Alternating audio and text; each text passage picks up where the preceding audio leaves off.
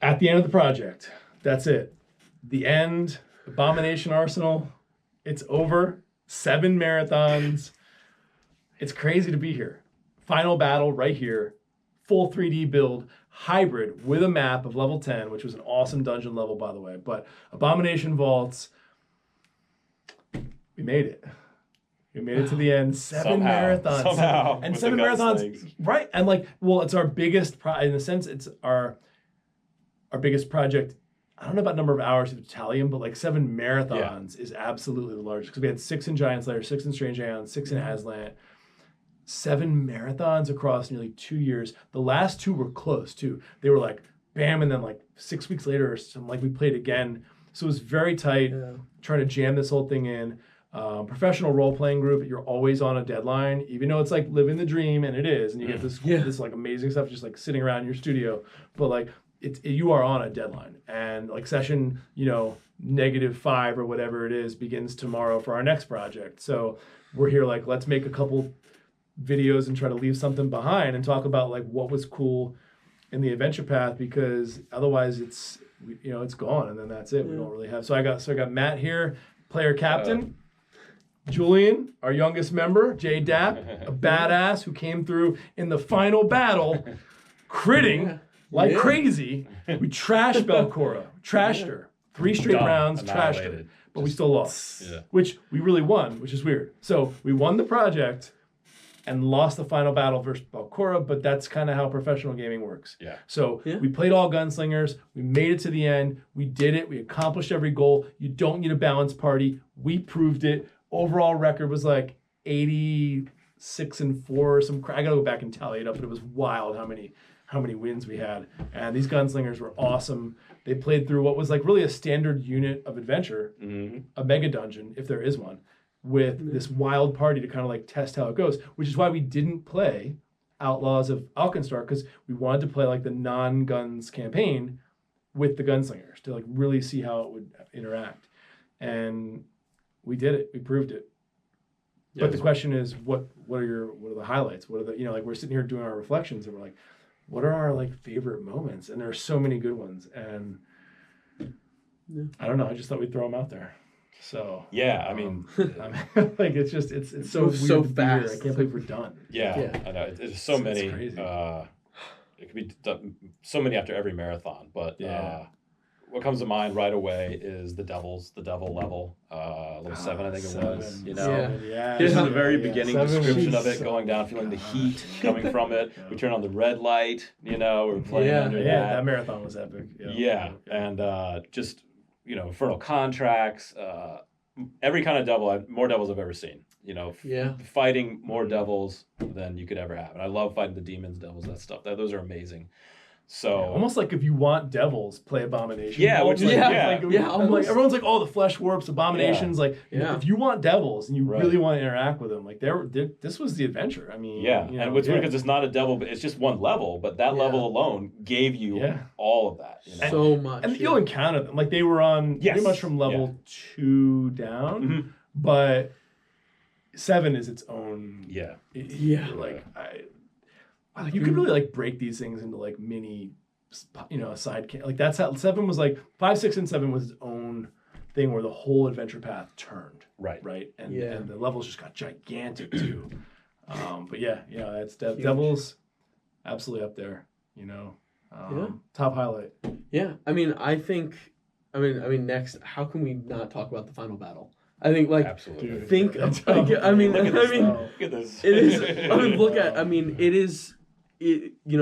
We have 7 marathons, right? It's years built into, and it all comes down to this one final thing, and we all come in, ready to go against Belcora. We fought her a couple times, where she's kind of like tried to get us a little bit, and then ran away, and messed us up pretty bad. But she like tries to kill people. I mean, she does kill people. Before you fight her, she kills one of you. Pretty much. She tries to pick you off before we can even get to her.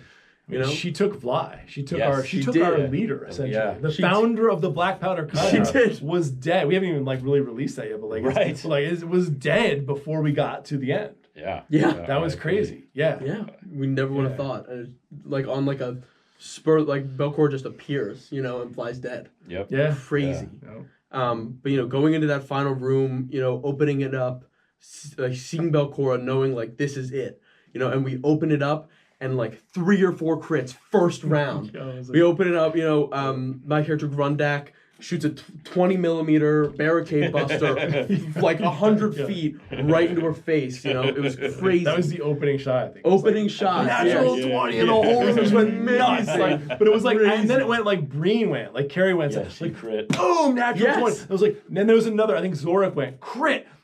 She was down 108 or something like that in the first. Yeah. Dude, ridiculous. How could you, want anything more for your party in the final battle? That's how you open. If you want that, we were here in the empty vault.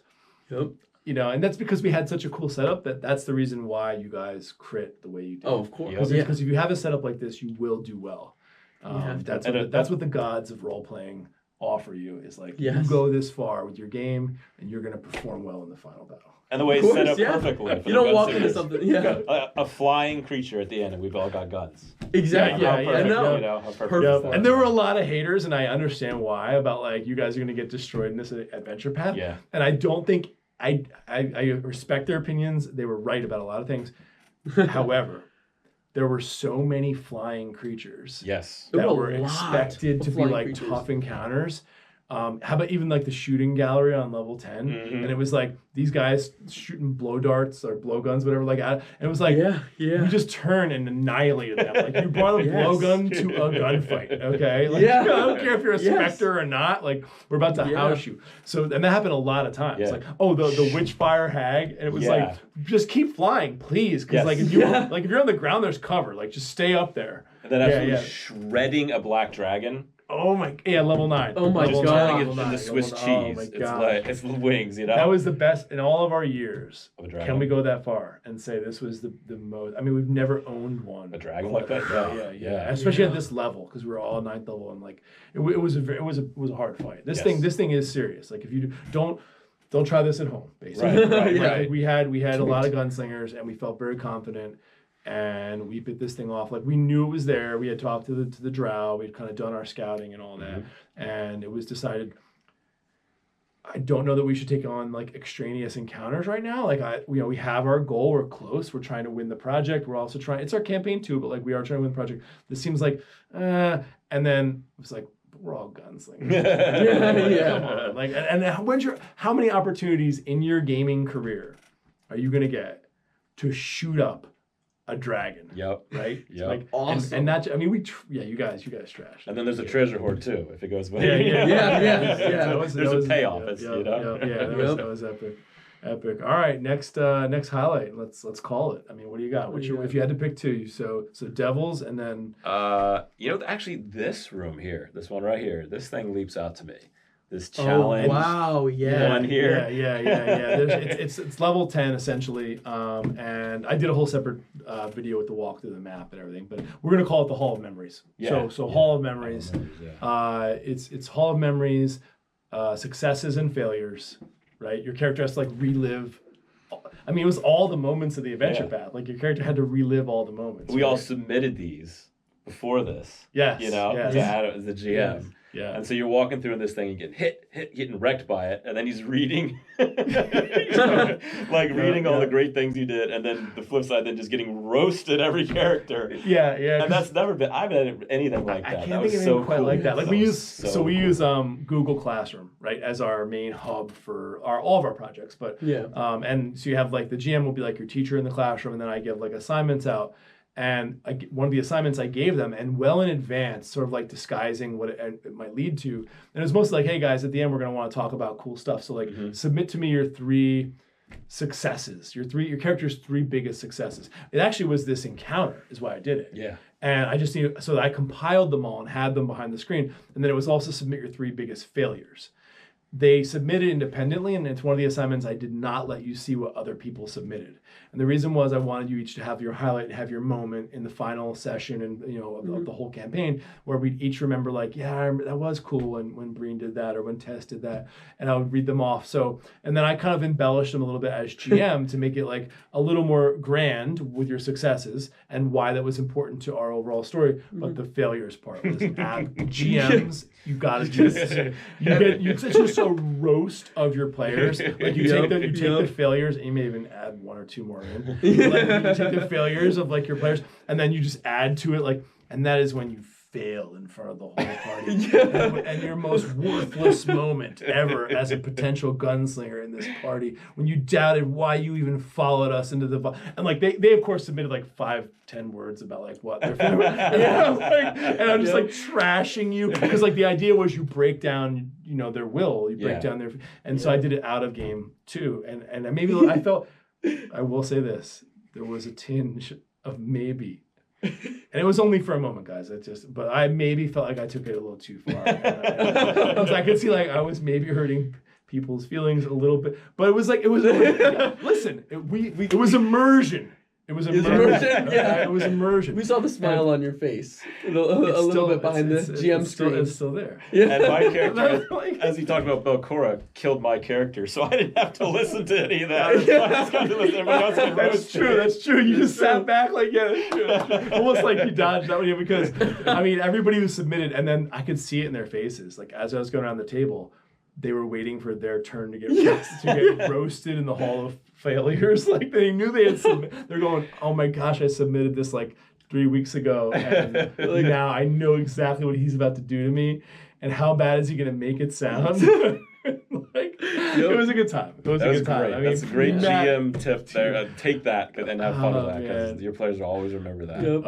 And props to the author. I mean, it only goes as far as play what we play with the comprehensive full rule set, right? And we play what the author's intent was, and that's what we do here with OAD, and it's what we do with Paizo and our other companies. We work with it. If the author doesn't put it in, I'm not going to add it in. So what the author gives me, I can take and work with that. And we got to give massive props to Steve Radney McFarland. I mean, came through huge, awesome author. Of the different authors that were in this thing. I mean, it was like James Jacobs and then Vanessa Hoskins and Stephen Radney McFarland. It was just like, wow, it was just an all-star team. So, excellent. Last highlight, and let's pack this thing up. I mean, I gotta say, my personal favorite highlight was, on level 9, we're trying to make our way down to the final level of the Abomination Vaults, and we discover these large, green, like, stone doors that, seem obviously like, that's where we have to be headed. And we have no way of getting in. And instead of looking for the key, we decide for Grundak to, bring up his giant barricade buster. It's called Barricade Buster. It is called the Barricade Buster. It is designed to break down doors. Not necessarily stone doors, but doors. And we lift it up and just destroyed the doors to the Temple of Nimbleoth. Which predated the vault. Which predated the vault. Was here before Belcora built the Abomination The vaults were built on top of this temple, and we just destroyed the door, knocked them down. It was one of many moments where you have a bunch of guns with you, and you're just like, I mean, like we don't need a key. That's our key. With the scattergun, it was that way too. It was like, you gotta have that sound like when the scattergun blasts open a door. Everyone needs that shotgun blast open. But the Barricade Buster took it to a new abusive level. Yes. Because it did extra hardness damage. Like it did. We're thinking like 4 hardness damage wasn't that much more, right? But like, no, it is. Like 4 adds like so much to it. Because hardness, it's like just. You get up to that level and it's like, it just takes away all your damage. Maybe you're doing 1, maybe 2 around, but then with that +4, it's like, all of a sudden you're just taking it down. All it takes is a couple shots, I remember we were looking at that gun and the characters that had like that. I think it's like raising is the trait. Yes, raising. It does more damage. And I was like, okay, it does some more, but like, interesting. Wasn't something that really stuck out in my mind. Like, I thought it would come to play. We didn't think about it. Like huge. You're like, what could it possibly do against these like giant stone doors? And we give it a couple shots, all of a sudden it's like, it's crumbling. Yeah. So you're like, I think we're in. I think we're actually like this isn't really the way we like intended to like go in, but okay. How many groups do that? I don't know. I mean, they all can with different ways. That's fine. But as far as a memory. I mean, that was the black powder cadre way. It's there forever. It is part of the annals of OAD history. And what was so unique about this project? I mean, that playing, and I would say, like, you got to push your group. Get to the bottom of the Abomination Vault. It's absolutely worth it. Oh my God, level 10 of this thing is worth it. It's worth it. And like each level just kept getting better. Yeah. The deeper you go, and like, I mean, they're all amazing, but and just building and just being so amazing. The further and further you go, you know. Yeah. I mean, like, this is my first end of an AP. Like, this was my first final battle. Yeah. You know, and like, I mean, I'm particularly lucky that it got to be Abomination Vaults. Like, it is so awesome, and it's like there will never be anything like, you know, opening these doors to the final empty vault. It's so sick. Everyone should have to experience it. Like, every party that plays this adventure has to see it. Yeah, go to the end. Go to the end. Yeah. It's worth it. Go to the end.